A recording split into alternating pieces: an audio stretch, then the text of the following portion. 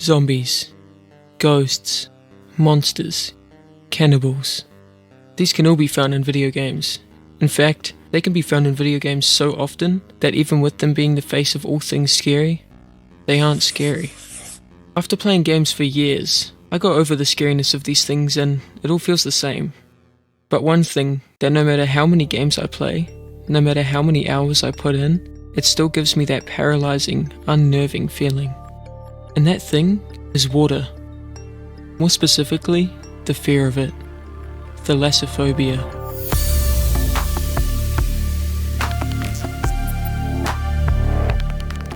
Thalassophobia is the fear of oceans, or large bodies of water. I happen to have this phobia, and I play video games. And in my years of playing video games, I've realized that video games are insanely good at implementing ways to induce thalassophobia.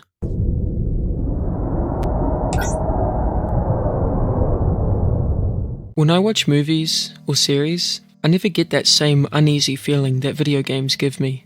Video games manage to instill a fear in me that nothing else does, just by using water. If I were put in front of a bloodthirsty demon in a game, I would probably be laughing, to be honest. But I fall off a ship in Sea of Thieves, and my toes clench and my body tenses up. But why? Well, today I'm going to dive into not only some games that trigger my thalassophobia, but also why I think video games are so capable at instilling this fear than other methods. Starting with the most obvious pick, Subnautica.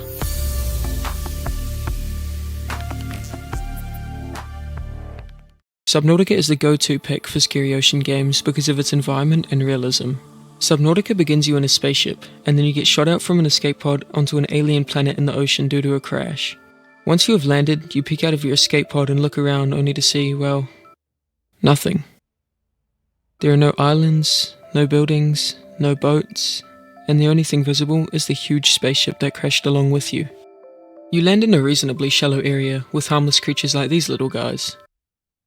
As you progress through the game, you upgrade your gear in order to visit deeper parts of the ocean and search for answers and other survivors from the crash. However, as you explore further, you realize how less likely the chances of other survivors are, and you begin to face the fact that you are most likely the only human in this massive, empty ocean.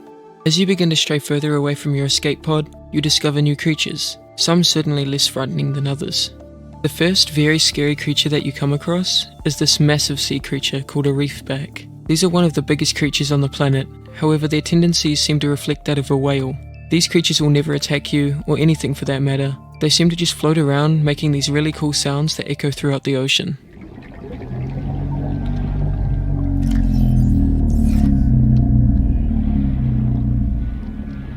After seeing these creatures and realizing how passive they are, you may feel a sense of safety. However, that won't be lasting long. Not long after discovering this creature, you will see something occur that marks the moment this becomes less of an exploration and more of a survival. You hear a countdown from your PDF tablet. You realize this countdown is a detonation for the spaceship you shot out from. You look up at the spaceship as the countdown reaches 0. The ship explodes. The game then encourages you to go visit the wreck of the spaceship. So, you do. And as you get close to the wreck, is when you get your first look at just how empty and endless this ocean becomes. The environment around the wreck is an empty, endless abyss, and what makes it that much worse is the fact that it is dead silent.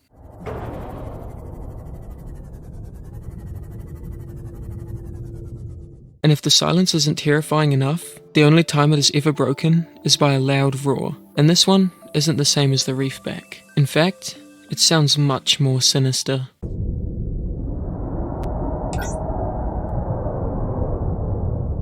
If you hang around for longer than any sane person would after hearing that, then you'll find out just what is making that noise.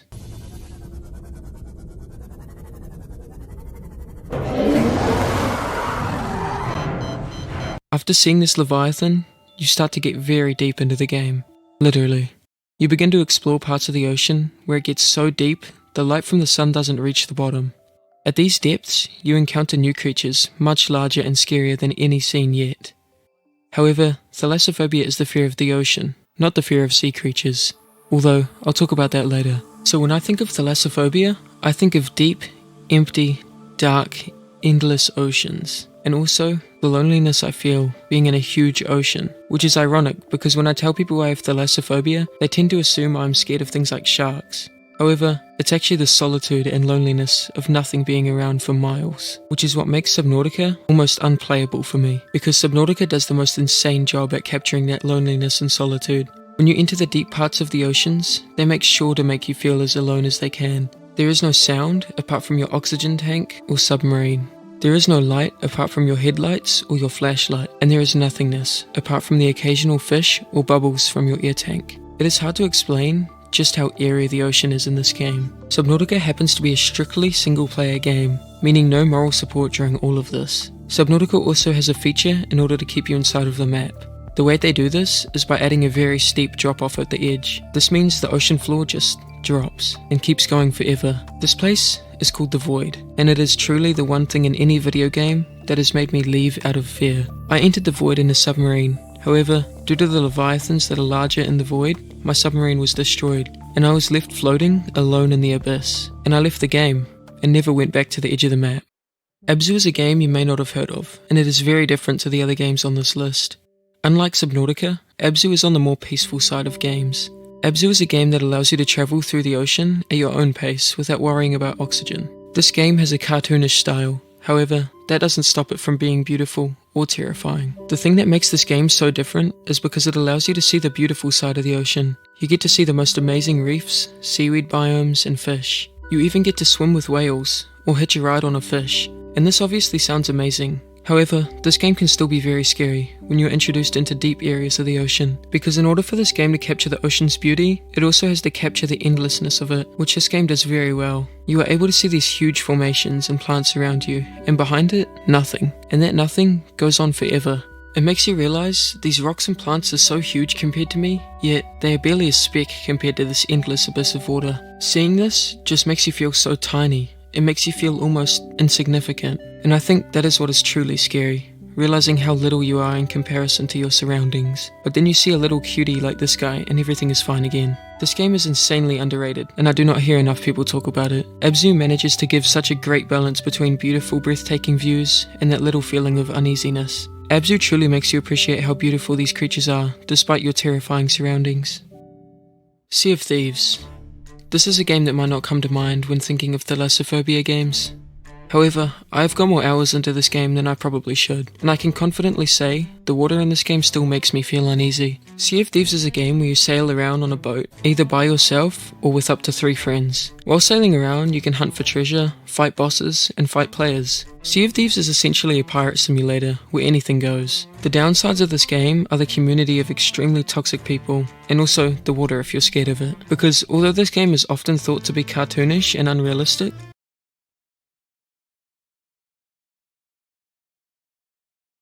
the water in this game happens to be one of the best looking in gaming that I've seen, and although the oceans in this game cause some of the most jaw-dropping beautiful screenshots ever, it can also make some of the scariest moments. In this game, I often find myself falling off the boat while sailing, and usually, there is no fear in me, until I think about what's going on, as I look up to see my boat sailing away, leaving me stranded in the middle of the ocean. And it makes it that much worse when you look down beneath the waves to see an abyss.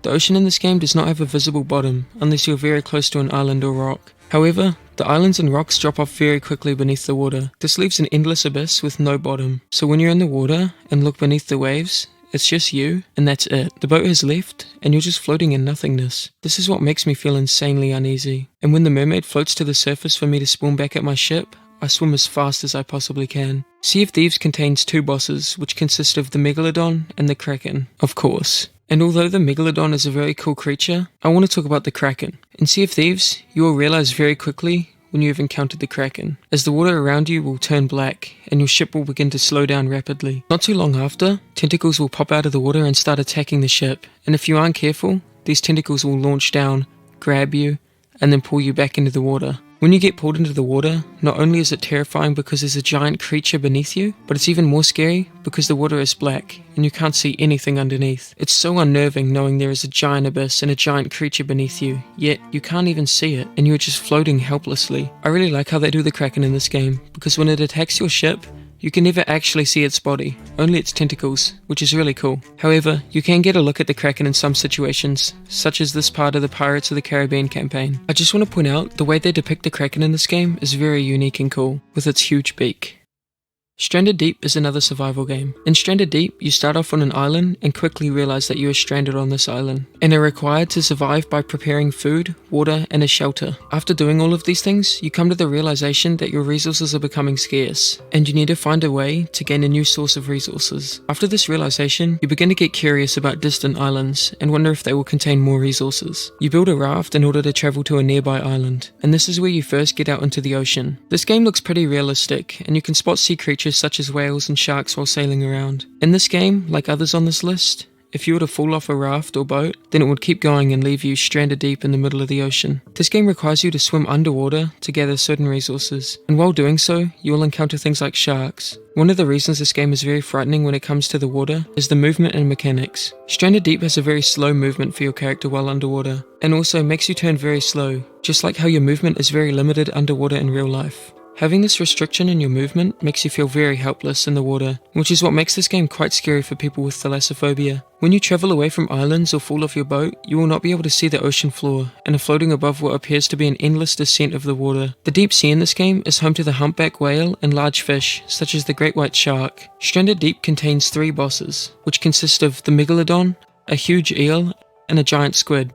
In my opinion, the first 2 bosses in this game are not very scary. The first boss, although it's a megalodon, it isn't very large at all. In fact, it's quite underwhelming. And the second boss is just a big eel that isn't very hard to beat. However, despite the first 2 bosses not being very scary in my opinion, the last boss, which is a giant squid, or the Kraken, is a very scary boss. While fighting this boss, you attempt to stay on your raft and attack it with ranged weapons. However, Lusker the Great has other plans for you. While fighting the boss, it will reach out of the water with its huge tentacles and grab you from the boat and then pull you under the water, much like Sea of Thieves. After being pulled under the water, you get a chance to have a good look around. And when you do, you can see the endless abyss of the ocean that has no bottom. And then you see this giant squid that you've been fighting glide past you. This allows you to truly appreciate how terrifying this creature is. After seeing the giant squid, you either do the smart thing and swim back to your boat as fast as possible, or you stay in the water and try to fight it. However, you'll find out pretty quickly that was the wrong decision, as it will kill you.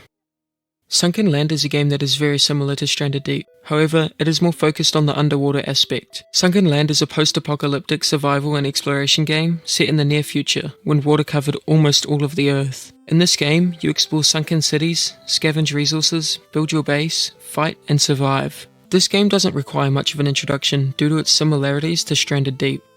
However, I will talk about its unique feature, which is its sunken land. In this game, you are required to dive deep below the waves and explore many underwater cities. The thing is, when exploring these cities, it is not as scary as some other games, because you can see the ocean floor, and there are also a lot of surroundings. I also believe it is less scary due to the fact that these structures around you are familiar to you. I believe this game would fall under the submechanophobia category more than thalassophobia, so let me know if I should make a video on submechanophobia. This game, however, does still induce a bit of thalassophobia. Raft is a game you've most likely heard of. Raft is a survival game where you spawn on, well, a raft. You survive by grabbing supplies such as plastic as they float past. During this game, you slowly drift through the ocean while upgrading your raft to be larger and more efficient. A shark constantly circles your raft as you drift, and this shark doesn't leave no matter what. All you can do is kill him, and he will be gone for about 3 minutes before returning. Although this shark might deal a decent amount of damage to you, that's not what is scary about the water. What is scary is similar to Sea of Thieves, because if you were to fall off the raft would slowly float away, leaving you stranded in the middle of the ocean. Again, just being left by yourself floating in the endless abyss. However, unlike Sea of Thieves, there is no mermaid to teleport you back to the raft, meaning there is no way to get back to the raft except death. Unless you're playing with your friends and they've crafted an anchor to drop in order for you to get back to the raft. Raft contains another endless ocean without a bottom. The only time you ever see the bottom in Raft is when you're swimming around an island and it is shallow. However, similar to many other games, the ocean floor just drops off extremely fast into the deep ocean. Raft also has no world border, meaning the ocean in this game is literally an endless abyss. I'm going to talk about my thoughts on why games are so good at inducing thalassophobia, but first, I'm going to quickly go over some games I didn't get to mention. Starting with Narcosis. This may be a game you've never heard of, because I hadn't before making this video. However, this game is actually really cool and terrifying. This game is a first-person survival game with a story that unfolds from inside a half-ton high-tech dive suit described as a walking coffin. This game is severely underrated, and the only reason it didn't make my main list is due to the fact that I haven't played it, and I feel like I wouldn't be able to do it justice talking about it without playing it. However, from the clips and screenshots I've seen, the game looks really cool and very scary. Not to mention, it supports VR, and I couldn't begin to imagine how terrifying that could be. Moving on to a game you're probably thinking of and thinking, why hasn't he mentioned it? Iron Lung. I know I would have gotten so many comments if I left this out. However, I personally don't think this game is super terrifying in the sense of Thalassophobia. This game is very scary, I'll give it that, but being inside of a sub the whole game doesn't give that same uneasiness. I also think the fact that you can't see the ocean at all and the only indicator you are even in the ocean is due to the occasional photos makes it not as scary for Thalassophobia. Subnautica Below Zero. The reason I didn't add this to my main list of games is because in my opinion, it doesn't even come close to the first game in terms of Thalassophobia or story. Half of the game is not even played underwater from what it seems, and this game just fails to instill that same fear as the original. Moving on to Ark Survival Evolved. This game is obviously based on land, however I see some people talk about it when talking about Thalassophobia. And the reason I left this game out of my main list is because I think it's not that scary. When I play Ark, I find it to be a bit too goofy to be scared of the water, especially once you've upgraded your character and you can swim so fast it's not even scary. I also think that oceans are just so densely populated with creatures in this game that it doesn't even give you the empty feeling. GTA 5 is similar to Ark in this aspect because I hear people bring this game up as well. However, every time I play GTA 5, I'm always just messing around with my friends and I'm not taking anything seriously, so it doesn't get me as bad. However, the ocean in this game does feel very empty and scary when you actually go under and realize. And the last two games I want to mention are The Forest and Assassin's Creed Odyssey. I simply left this off the main list because I have barely played The Forest and I haven't played Assassin's Creed Odyssey at all. Now that I've talked about every game that I wanted to, I want to talk about why I think video games are able to implement Thalassophobia so well compared to movies or TV shows. I think the main reason for this being the case is because in a video game, you have control over your character, compared to a movie, where what is happening is just happening, and in a movie there's a set outcome. I think that having control gives you a more real feeling, since it was you that went there, and you that can't turn back. And the last thing I want to talk about is what Thalassophobia actually is. And when I say that, I mean because many people seem to say that it is the fear of the ocean, not the things in them. However, some people also seem to think that Thalassophobia is due to things like sharks. Personally, I believe that if you have Thalassophobia, that is a fear of the ocean. And I believe things like sharks or whales are a part of the oceans. Therefore, to assume that Thalassophobia is linked only to large bodies of water does not sit right with me. I do think that the emptiness and endlessness of the ocean plays a bigger part in Thalassophobia than the creatures. The reason for this belief is because almost everyone on Earth would be scared of a shark if they encountered one. Just like almost everyone on Earth would be scared of a lion if they encountered one. But that doesn't mean everyone has Thalassophobia, right? Well, that's just my opinion. Why don't you let me know yours?